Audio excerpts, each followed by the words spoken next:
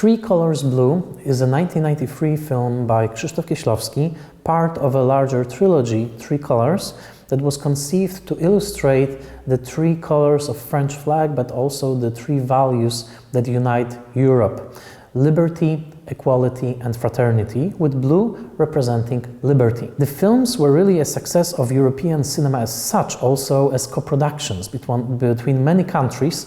Here we are watching the film that actually takes place in France and stars the young Juliette Binoche, a film that won the Venice Film Festival when it was shown there for the first time. The whole project, which was co-written by Kieślowski and Krzysztof Kieślowski, was an extremely ambitious one.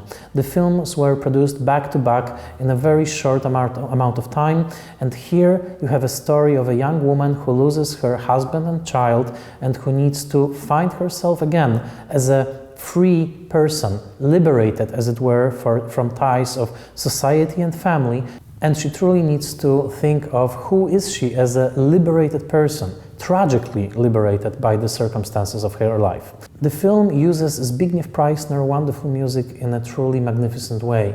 Actually, the main character in the film is a wife of a composer. The dead husband was composing music, and she is discovering some pieces of music as the movie proceeds. Music in the film is the symbol of human spirit in all its beauty, but also in all its recklessness.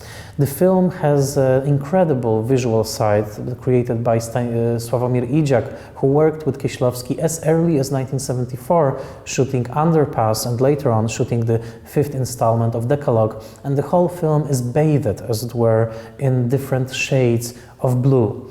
The main attraction here and the main value of the film, I think, is not in its philosophy though, because it's actually a very sensuous film that doesn't make you think as much as it makes you feel.